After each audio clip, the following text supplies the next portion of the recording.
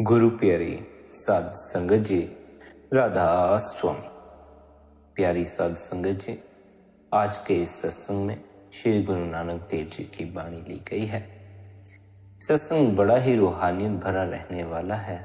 ध्यान पूर्वक अपने अपने गुरु महाराज का ध्यान करें, सत्संग को अंत तक श्रवण करें, सत्संग का आनंद लें। सत्संग द्वारा आपने हमें यह समझाने का प्रयास किया है किस प्रकार हम उस परमात्मा से जुड़ जाएं। जब तक हम उस परमात्मा से जुड़ नहीं जाते, जब तक हम उस परमात्मा के निकट नहीं पहुंच जाते, तब तक हमारे जीवन में सुगंध फैलना शुरू नहीं होती, तब तक हमारा जीवन फूल की भांति खिलना शुरू नहीं होता। जो परमात्मा के नजदीक नहीं है, जो परमात्मा से दूर होता चला जाता है, उसके जीवन की पीड़ा बढ़ती चली जाती है, उसके जीवन का दुख बढ़ता चला जाता है। जिंदगी में असल दुख पैदा होता है परमात्मा से बिछड़कर, परमात्मा से दूर होकर। लेकिन हम परमात्मा को पाने की बजाय इस संसार में सब कुछ हासिल करने में लगे रहते हैं। सब कुछ हासिल कर लेते हैं पर दुख वहीं का वहीं रहता है, पीड़ा वहीं की वहीं रहती है। कारण यही है कि हम परमात्मा से जब तक पिछड़े हुए हैं, जब तक हम परमात्मा के नजदीक ना पहुंच गए, तब तक हम पीड़ा में ही रहने वाले हैं। क्योंकि यह पीड़ा हमें उस परमात्मा के प्रति जगाएगी। इस पीड़ा के कारण ही हम उस मालिक के नजदीक पहुंच सकते हैं। यदि हमारे जीवन में दुख ना हो, हमारे जीवन में पीड़ा ना हो, तो हमारी मूर्छा इतनी सघन हो जाती है कि हम करीब करीब सत्य की तरफ से अपनी आंख ही फेर लेते हैं, या यूं कहो कि हम सत्य के प्रति अपनी आंख ही बंद कर लेते हैं। उस परमात्मा का हमें कोई दर्शन नहीं हो। सत्य छिपा है हमारे अपने ही भीतर, परमात्मा छिपा है हमारे अपने ही भीतर। जिसे परमात्मा के नजदीक जाना हो, उसे अपने नजदीक आना चाहिए। जिसे परमात्मा से मिलन करना हो, उसे सबसे पहले अपने आप से मिलन करना चाहिए। हम अपने ही नजदीक नहीं हैं, हम अपने आप से ही बेखबर हैं, हमें अपनी ही कोई खबर नहीं है, हमें अपनी कोई कदर नहीं, हमें अपना कोई बोध नहीं। यदि हमें अपना बोध हो तो इतना दुख देखने के बाद हम इस दुख से अवश्य ही ऊपर उठना चाहते, लेकिन हम उसी दुख में पड़े रहते हैं। हम अपने दुख को छोड़ते तक नहीं, जिसका अर्थ हुआ कि हमें अपने होने का कोई बोध नहीं, हमें अपनी कोई कदर नहीं। हम अपने आप को सुख में उतारना नहीं चाहते, दुख है तो दुख में ही पड़े रहना चाहते। हम अपने आप को मृत्यु से परे नहीं ले जाना चाहते। इस सत्य को स्वीकार कर बैठ गए हैं कि मृत्यु एक ना एक दिन आनी है और हमें मरना ही पड़ेगा। जिसने अपने भीतर मरना ही स्वीकार कर लिया है, वह मृत्यु से परे कैसे जा सकता है। मृत्यु से परे जाने के लिए बड़ा ही जरूरी है कि भीतर मृत्यु से परे जाने की चाह भी हो। परमात्मा बैठा हुआ है हमारे अपने भीतर, लेकिन हमें अपनी कोई कदर नहीं, हम अपने भीतर नहीं खोजते, हम तो उस परमात्मा को बाहर ही बाहर खोजते। जो परमात्मा को बाहर खोजने लग जाते हैं, जो परमात्मा की खोज अपने इस शरीर के भीतर नहीं करते, वे परमात्मा से दूर होते चले जाते, क्योंकि फिर उनका पूरा जीवन बाहर की तरफ बहता चला जाता। जिनकी जीवन ऊर्जा बाहर की तरफ प्रवाहित होना शुरू हो जाती है, वे जीवन से तो वंचित रह ही जाते हैं, साथ ही उन्हें परमात्मा की भी कोई खबर नहीं लग पाती।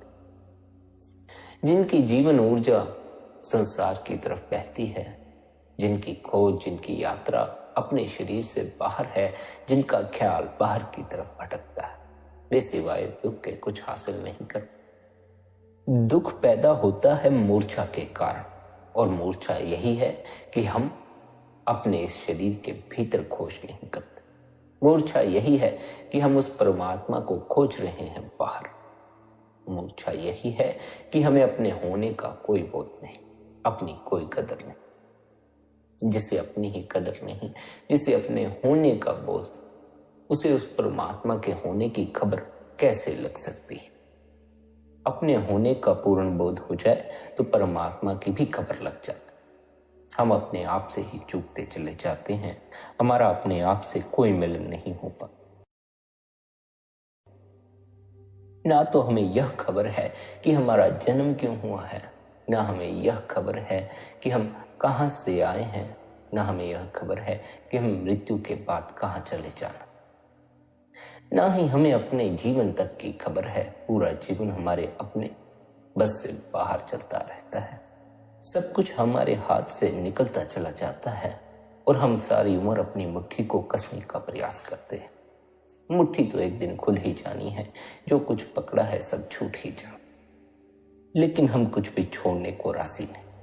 हमसे यदि कोई कहे छोड़ो तो हम अपनी मुट्ठी को और भी कस लेते हैं, ताकि हमसे इन सब की पकड़ छूट ना जाए। यह पकड़ हमें भीतर की तरफ मुड़ने नहीं देती। यह पकड़ ही हमारी मूर्छा का कारण है। इस पकड़ के कारण ही हम अपने भीतर की तरफ यात्रा करना शुरू नहीं करते और हमारी जीवन ऊर्जा बाहर की तरफ बहकर ही नष्ट हो जाती, जिस कारण ना तो हमें खबर लग पाती है परमात्मा की, ना तो हमें खबर लग पाती है उस जीवन की जो कभी भी नहीं छिन सकता, ना ही हमें खबर लग पाती है आनंद की, ना ही हम चिंता और परेशानी से परे नहीं हो पाते।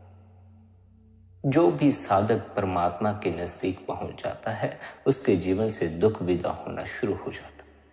जो भी साधक परमात्मा के निकट हो जाता है उसका जीवन बदलना शुरू हो जाता है। उसके जीवन से सुगंध बिखरनी शुरू हो जाती है। उसके चेहरे से शांति की झलक मिलनी शुरू हो जाती है।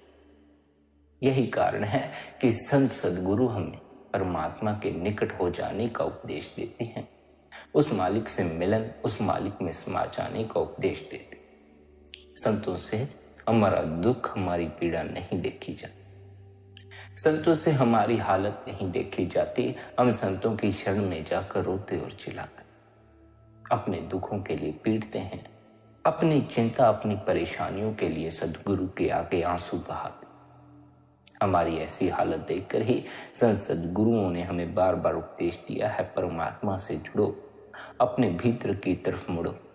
लेकिन ना तो हम मुड़ते हैं भीतर की तरफ, ना हम उस परमात्मा के निकट हो पाते हैं, जिस कारण दुख बरकरार रहता, पीड़ा बरकरार रहती है। हम हर पल रोते ही रहते। आंसू भी यदि खुशी में निकले तभी अच्छे लगते। आंसू यदि गम में निकलते हों तो वे दुख ही पहुंचा। खुशी के आंसू, चैन के आंसू उस मालिक से जुड़कर निकलते। दुख के आंसू, पीड़ा के आंसू संसारिक लोगों इस संसार में भटक कर इस संसार से जुड़कर निकलते हैं। यह संसार हमारे आंसुओं को गम में बदल देता है, परमात्मा हमारे आंसुओं को खुशी में बदल देता है। आप कहते हैं वह परमात्मा जिसके निकट होकर सारे दुखों से ऊपर उठा जा सकता है, वह सारी दुनिया को पैदा करके रिज़्क दे रहा है, जीविका दे रहा है। पशु पक्षी वह आदमियों को तो रिज़्क देता ही है, वह परमात्मा पत्थरों के अंदर कीड़े पतंगे हैं उनको भी रिज़्क दे रहा है। जो पवन आहारी जीव हैं उनको हवा दे रहा है। जो जमीन के नीचे वाले जीव हैं उनको वहां रिज़्क दे रहा है। मतलब यह है कि वह मालिक 14 लोकों में रहने वाले कुल जीवों को जीविका दे रहा है, सभी जीवों को रिज़्क दे रहा है। जिसको आप नाम कहते हो, गुरुबानी कहते हो, गुरु साहिब उसी को हुक्म कह रहे हैं। यह वह ताकत है जो सारी दुनिया को पैदा करती। यह जो कुछ पसारा है सब उसके हुक्म से है। दुख सुख सब उसके हुक्म से। जितनी तारीफ आपने की है सब उसके हुक्म की ही की है, और वह हुक्म हम सभी के अंदर है। वह अंदर भी है और बाहर भी है। ना हम उसे दूर कह सकते हैं, ना हम उसे पास कह सकते। क्यों? क्योंकि अगर पर्दा खुल जाए तो वह नजदीक से नजदीक। इसके विपरीत अगर पर्दा ना खुले तो वह दूर से दूर है, करोड़ों कोस का फासला। फिर परमात्मा की लाख पूजा करो, लाख भजन करो, अंदर पर्दा ना खुले तो फिर परमात्मा दूर ही मालूम पड़ता है। दुख वहीं के वहीं बरकरार रहते हैं, पीड़ा वहीं की वहीं बरकरार रहती। परमात्मा के निकट होने पर सबसे पहले तो दुख से आराम मिलना शुरू हो जाता है। यह परमात्मा से जुड़ने का सबसे बड़ा गुण है। परमात्मा से जुड़ोगे तो उसके गुण भी आपके भीतर आ जाएंगे। वह परमात्मा जर्रे जर्रे में व्यापक है, लेकिन उसके मिलन की पूरी व्यवस्था मनुष्य के अंदर है। उस परमात्मा से जुड़ने की सारी जो व्यवस्था है वो मनुष्य के इस शरीर के भीतर है। जिसे उस परमात्मा के नजदीक पहुंचना हो, उस परमात्मा से जुड़ना हो, उसे अपने भीतर की यात्रा करनी चाहिए। आप कहते हैं, ताकत कहते हैं एक को। वह कुल मालिक हर एक मनुष्य के अंदर है और हर जगह मौजूद है। कोई भी हृदय ऐसा नहीं है जिसमें वह मालिक मौजूद ना हो, लेकिन किसी फकीर ने ही उसको प्रकट किया है। बाकी सबकी आंखों के पीछे पर्दा लगा हुआ है, यानी उनके अंदर परमात्मा भी गुप्त है, लेकिन उसका अर्थ यह नहीं कि उनके भीतर परमात्मा नहीं। सबके भीतर परमात्मा है। जिसने अपने भीतर खोजा उसने भीतर परमात्मा को प्रकट कर लिया। जिसने खोजा ही नहीं उसके भीतर परमात्मा प्रकट नहीं हुआ। आप कहते हैं उस परमात्मा के निकट, उस परमात्मा से मिलन उनका होता है जिन पर वह परमात्मा अपनी बख्शिश कर देता है, दया मेहर कर देता। जब किसी मनुष्य को वह परमात्मा अपने साथ मिलाना चाहता है तो उसको किसी महात्मा, किसी पूर्ण सद्गुरु के पास भेज देता। वह महात्मा कहता है कि तेरे अंदर वह नाम, वह नगमा, वह बांगे आसमानी हो रही है। तू और कुछ ना कर, सिर्फ अपनी रूह को उसके साथ जोड़ दे। कितना आसान और कुदरती तरीका है। हम तो अनेकों चीजें करते हैं उस परमात्मा को पाने के लिए, लेकिन कुछ भी हमारे काम नहीं आता। परमात्मा फिर भी दूर ही रह जाता है। हमारा परमात्मा से कोई मिलन नहीं होता। पर आप में अपने भीतर गूंजते नाम को सुनने का उपदेश देते हैं, जिस नाम को सुनने के लिए हमें कुछ भी नहीं करना पड़ता और हम बिना कुछ किए ही उस मार्ग के निकट पहुंच जाते हैं। केवल सुनते सुनते ही हम उस परमात्मा में समा जाते हैं। इसीलिए सुनने की इतनी महत्ता है। सुरत का अर्थ है सुनना और समझना। जब हमारा मन भी सुनना और समझना शुरू कर देता है तब हमारी सुरत जागृत होना शुरू हो जाती। अब तो हमारा मन सुनता ही नहीं। समझना तो तब ही हो सकता है जब इसने पहले किसी बात को सुना हो, किसी उपदेश को सुना हो। सत्संग चले होते हैं, मन को सत्संग से कोई अर्थ नहीं होता, मन को सत्संग से कोई मतलब नहीं होता। मन तो सत्संग के दौरान भी संसारिक बातों को ही सोचता है। मन ध्यान से सत्संग को भी नहीं सुनने देता। यदि कभी यह ध्यान से सत्संग को सुनना शुरू कर दे और उसे समझना शुरू कर दे तो सुरत जागृत होना शुरू हो जाए।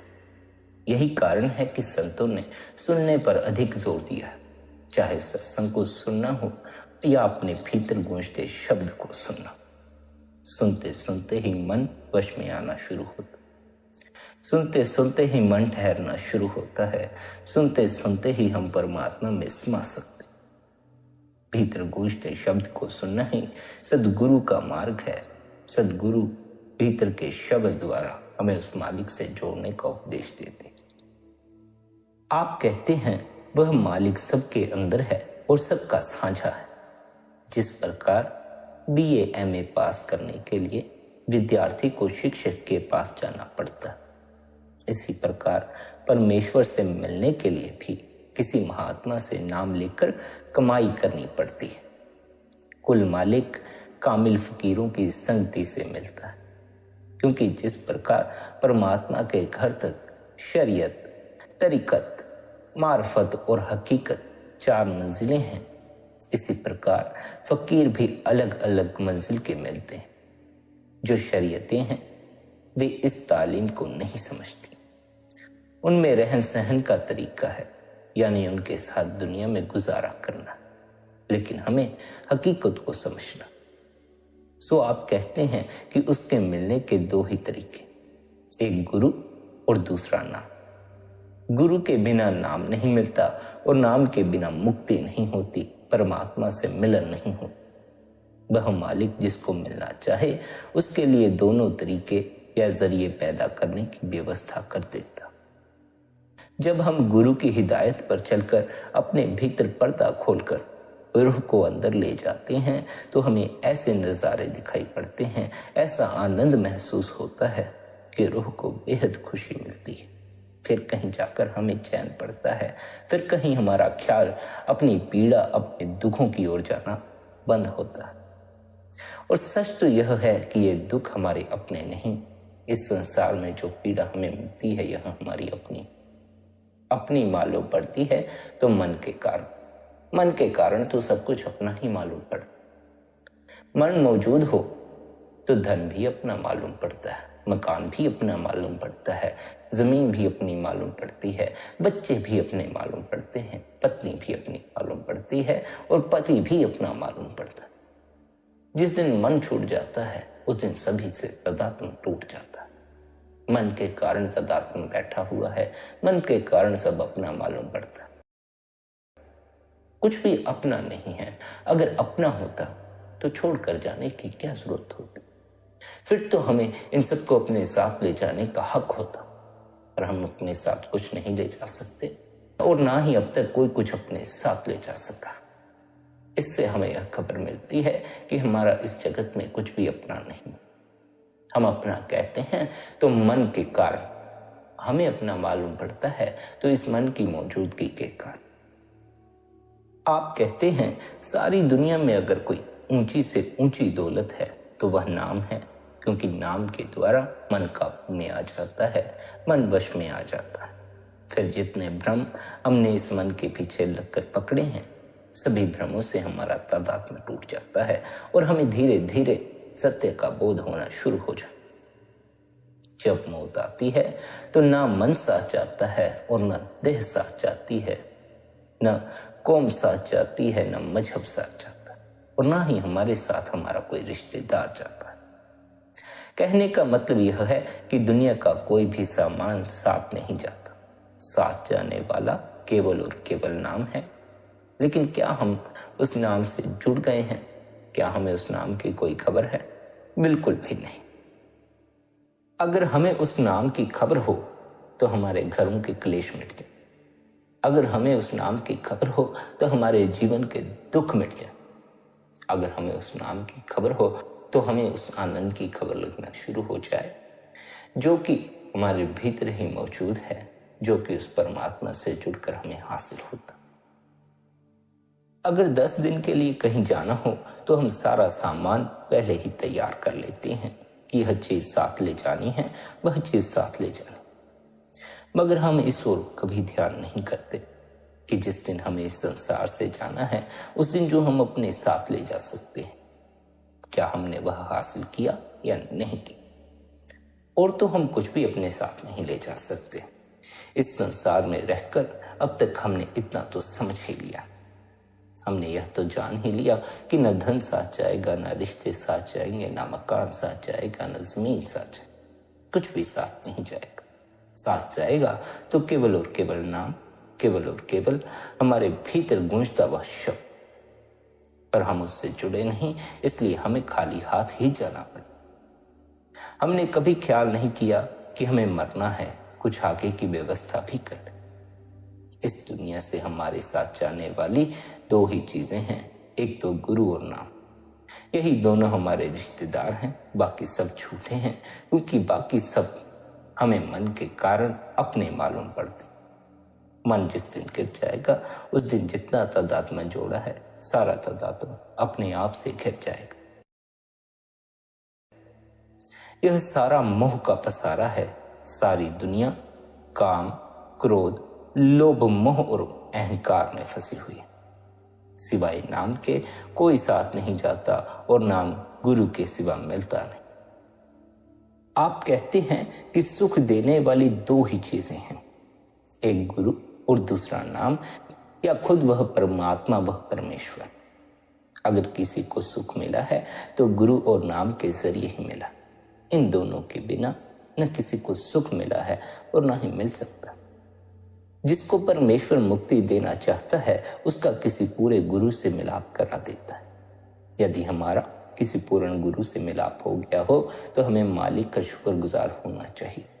यदि हमें किसी पूर्ण सद्गुरु द्वारा नाम मिल गया हो, किसी पूर्ण सद्गुरु ने अभ्यास की युक्ति दे दी हो जिसके द्वारा हम भी अपने भीतर गूंजते शब्द से जुड़ सकते हैं, हम भी अपने भीतर गूंजते नाम से जुड़ सकते हैं, तो हमें उस मालिक के शुक्रगुजार होना चाहिए।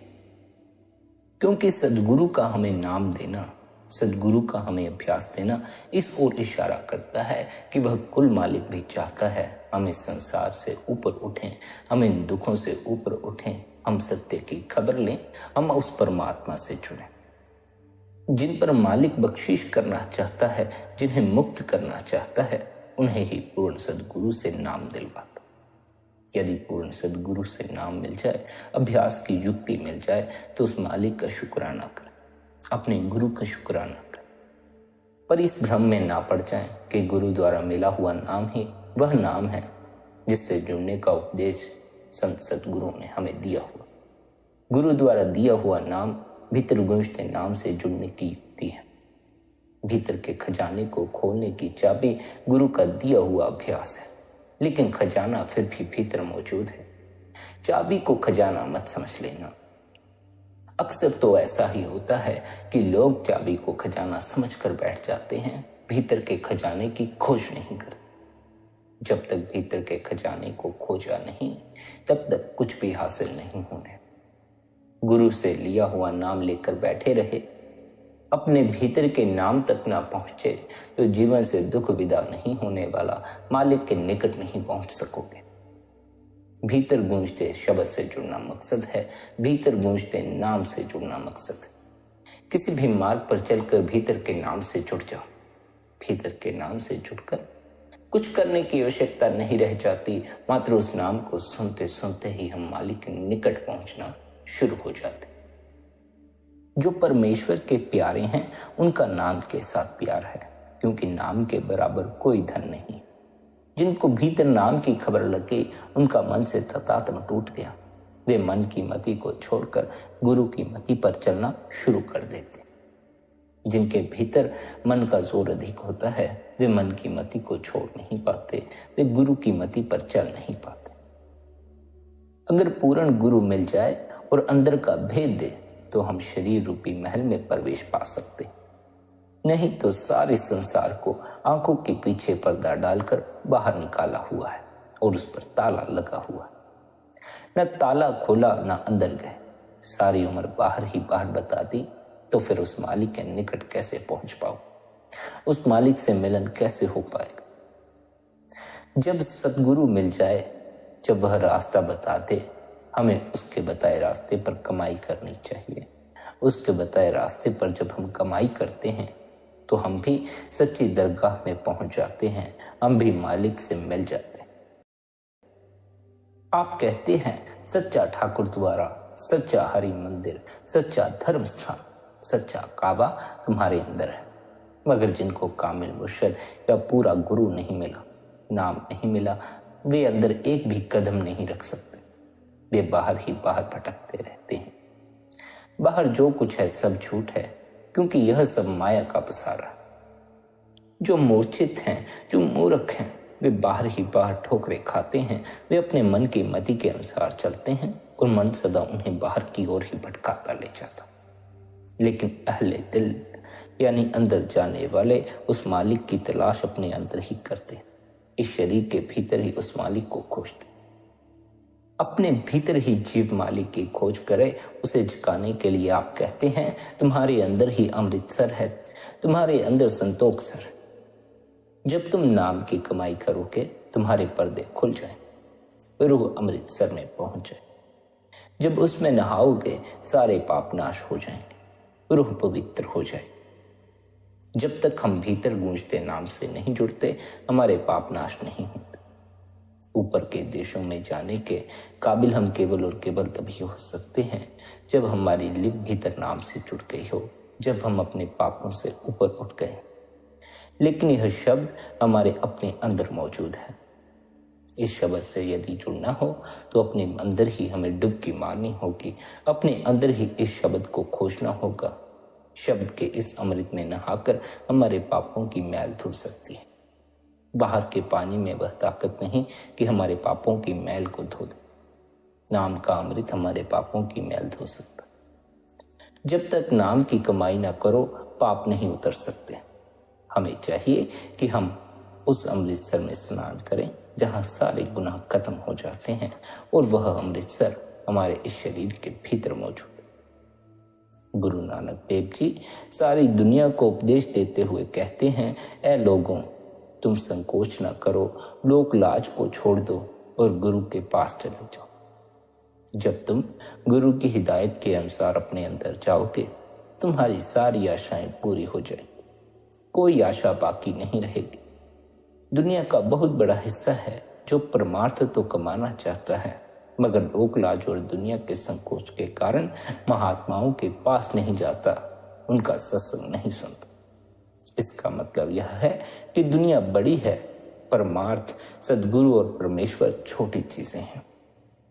मनुष्य का मन संसारिक इज्जत और मान सम्मान को अधिक महत्व देता है। गुरु की शरण में जाने का इसके भीतर कोई ख्याल नहीं उठता। आप समझाते हैं, अगर एक बार भीतर का पर्दा खोलकर उस अमृत यानी आबे हयात को पी लिया जाए, नाम की लज्जत को ले लिया जाए, फिर न दुख है, न सुख है, न जन्म है, न मरण है। सदा के लिए मुक्ति हो गई, सदा के लिए आनंद हो गया। दुनिया में ऊंचा केवल वही है, दुनिया में आदर के योग्य केवल वही है जो कि उस मालिक से जुड़ जाता। जो उस मालिक से नहीं जुड़ते, उनके जीवन को उनके अपने ही आदर नहीं देते, बाकी लोगों के आदर की बात तो बड़ी दूर हो जाती। वह आदमी जिसकी रूह मालिक की दरगाह में दाखिल हो गई, जिसे परमेश्वर मिल गया, उसके मुकाबले में और कोई इस संसार में नहीं। जब रब मिल गया तो सबसे बड़ा वही है, फिर इससे ज्यादा जीवन में और क्या हासिल करने को रह गया। जिसे यह बड़ाई मिल गई, उसे दुनिया की बड़ाई की जरूरत नहीं रहती। आप समझाते हैं, गुरु और परमात्मा एक है, क्योंकि जो महात्मा हमें परमात्मा की दरगाह में ले जाएगा, उसकी आत्मा परमात्मा से मिलाप कर चुकी है, तभी वह हमें भी वहां ले जा सकता है। अगर हमारे गुरु की आत्मा परमात्मा से ना जुड़ी हो, तो वह गुरु फिर हमें उस मालिक से नहीं मिला पाएगा। इसलिए हमें उस गुरु की शरण में जाना चाहिए जिसका मालिक से मिलाप हो गया। जिन गुरुओं की रूह, जिनकी आत्मा उस परमात्मा से जुड़ गई, वे भी परमात्मा ही हो गए। इसलिए गुरु और परमात्मा एक है, पर हमें गुरु को परमात्मा स्वीकार करने में बड़ी ही दिक्कत आती है। हम गुरु और परमात्मा में फर्क रखते हैं। हमारी गुरु के प्रति धारणा ऐसी है कि गुरु वह है जो परमात्मा के निकट है, लेकिन हम गुरु के प्रति यह स्वीकार नहीं करते कि गुरु ही परमात्मा।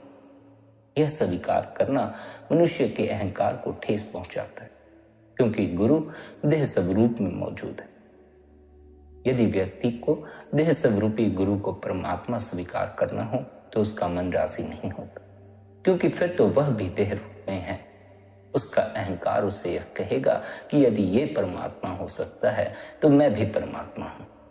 भीतर अहंकार पकड़ जाएगा। इसी कारण से हम गुरु को परमात्मा स्वीकार करने से चूकते चले जाते। एक ना एक दिन तो हमें गुरु को परमात्मा स्वीकार करना ही होगा।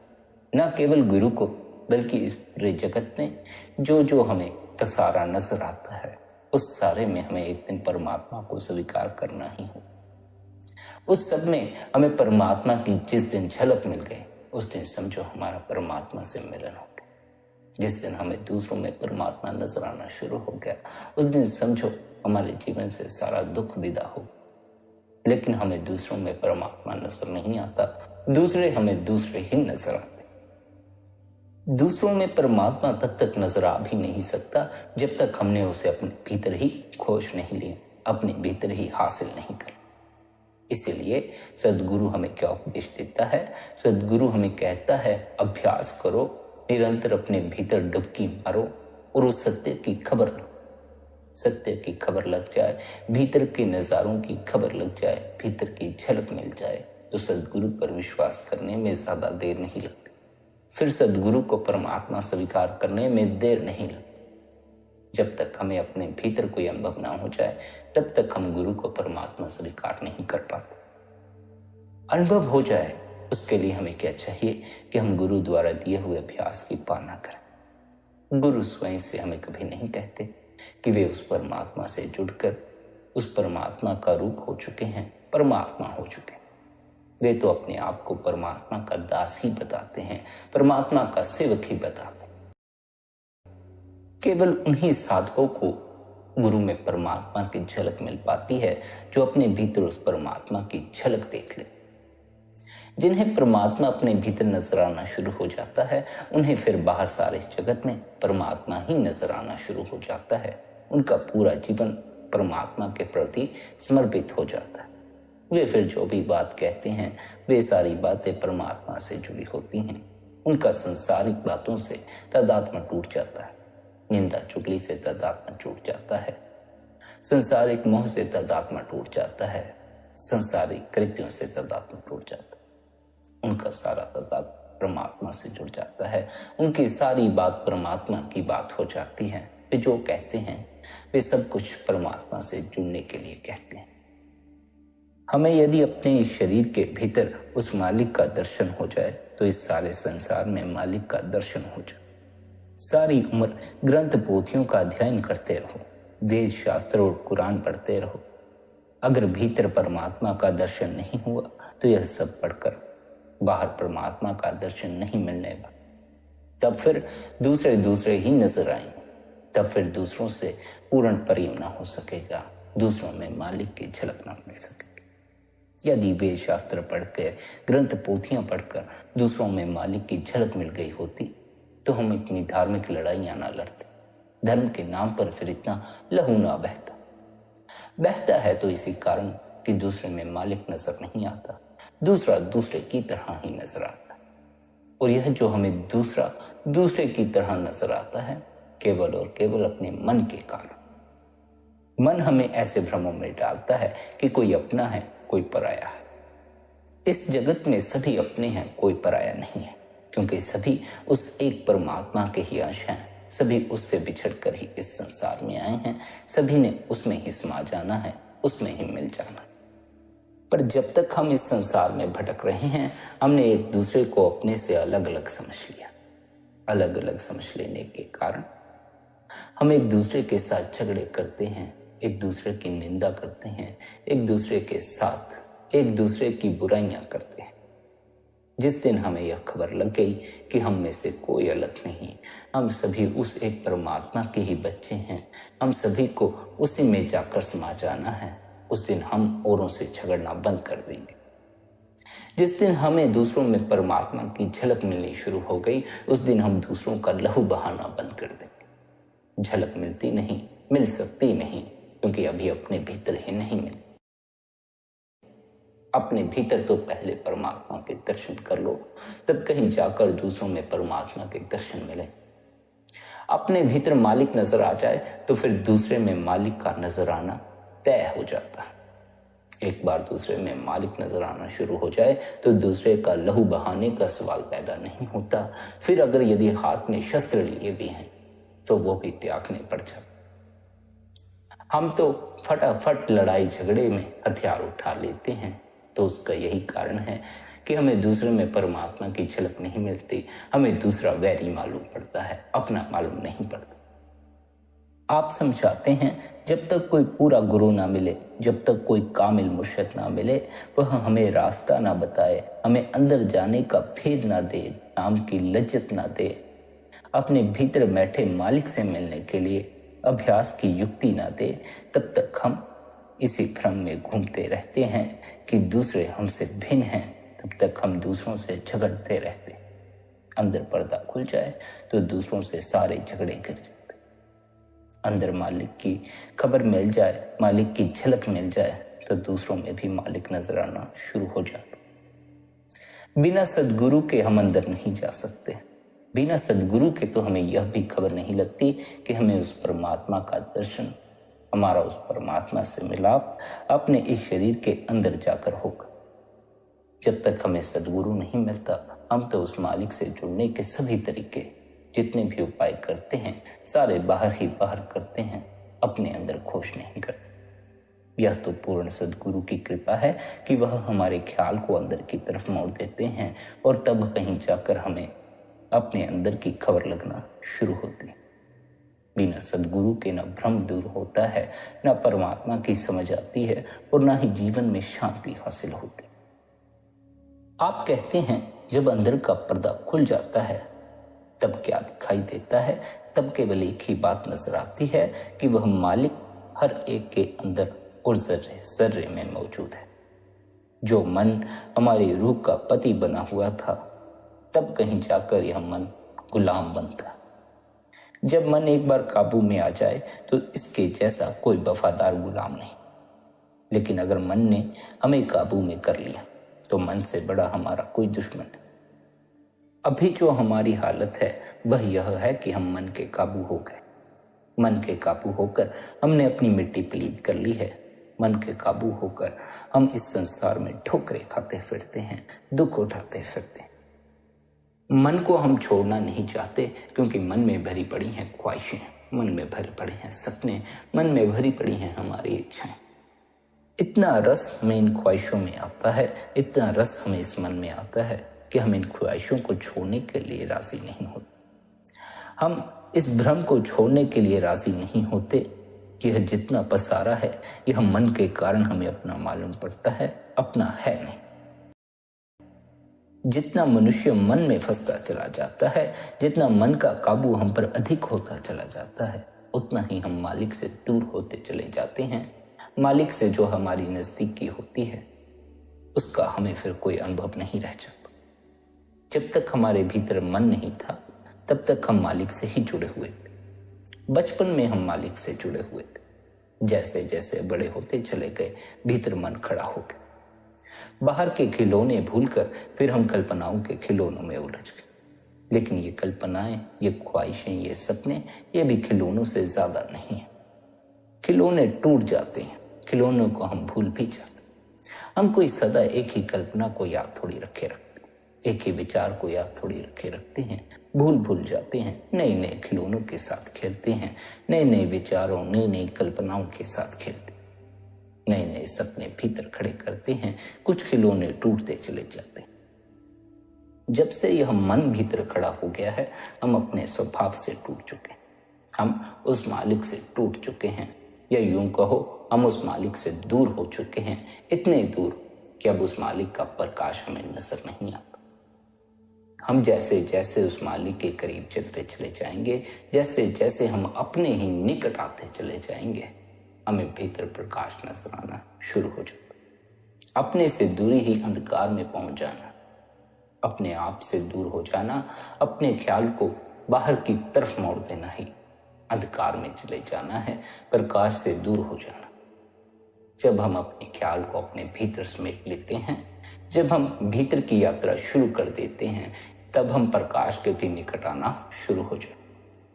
जिनका ख्याल अपने भीतर ठहरना शुरू हो जाता है, जो अपने भीतर खोज करते हैं, वे अपने भीतर खोजते खोजते एक दिन भीतर मौजूद उस नाम से, एक दिन भीतर मौजूद उस नाम के भी निकट पहुंच जाते हैं, जिस नाम से जुड़कर हमारा मालिक से मिलाप हो जाता है। जो नाम हमारी रूह को ऊपर की ओर खींचता ले जाकर उस मालिक में समा देता है। उस नाम को केवल सुनने भर से ही हमारा बेड़ा पार हो जाता है, हमारा उस मालिक से मिलाप हो जाता है, हम उस मालिक के निकट हो जाते हैं। जो मालिक के निकट हो जाते हैं, जिनका मालिक से मिलाप हो जाता है, वे प्रत्येक दुख, प्रत्येक पीड़ा से ऊपर उठ जाते हैं। वे मन के भ्रम से ऊपर उठ जाते हैं, माया के जगत से ऊपर उठ जाते हैं। हमें भीतर गूंजते शब्द से जुड़ने के लिए, भीतर गूंजते नाम से जुड़ने के लिए अपने सद्गुरु द्वारा दी हुई अभ्यास की युक्ति पर निरंतर अमल करना चाहिए। अपने सद्गुरु द्वारा दिए हुए नाम का निरंतर अभ्यास करना चाहिए। स्मरण बस यही रखना चाहिए कि हमें गुरु द्वारा दिए हुए नाम पर चलकर भीतर गूंजते नाम से जुड़ना है। हमें गुरु द्वारा दिए हुए अभ्यास पर चलकर भीतर गूंजते नाम से जुड़ना। यह ना हो कि हम अभ्यास लेकर भी बाहर ही बाहर रह जाएं, भीतर के नाम की हमें कोई खबर ना लगे। यह ना हो कि सद्गुरु से नाम लेकर भी हम संसार में भटकते रह जाएं, मन के भ्रम में उलझे रह जाएं, भीतर के शब्द, भीतर गूंजते नाम की खबर न लगे। जब तक भीतर गूंजते नाम से न जुड़े तब तक मुक्ति हासिल न होगी, तब तक आनंद की खबर न लगेगी। भीतर गूंजते नाम से लिप को जोड़ना, भीतर गूंजते नाम तक पहुंचने के लिए निरंतर हमें गुरु द्वारा दिया हुआ अभ्यास करना चाहिए, निरंतर भजन सिमरन करना चाहिए, निरंतर ध्यान करना चाहिए। भीतर के नाम से जुड़ना हमारा असल लक्ष्य है और उस नाम से जुड़ने के लिए ही सदगुरु ने हमें अभ्यास की युक्ति दे रखी है। प्यारी साध संगत जी, निरंतर अपने सदगुरु द्वारा दिए हुए अभ्यास की पालना करें। उनके अभ्यास पर चलकर अपने भीतर गूंजते नाम से अपनी लिव को जोड़ दें। जिस दिन लिव नाम से जुड़ गई उस दिन फिर कुछ और करने की आवश्यकता नहीं रह जाएगी। मात्र भीतर गूंजते नाम को सुनने से ही आप मालिक के निकट पहुंचते चले जाएंगे और एक दिन उस मालिक में समा जाएंगे, जन्म मरण के चक्कर से ऊपर उठ जाएंगे, आपकी मुक्ति हो जाए।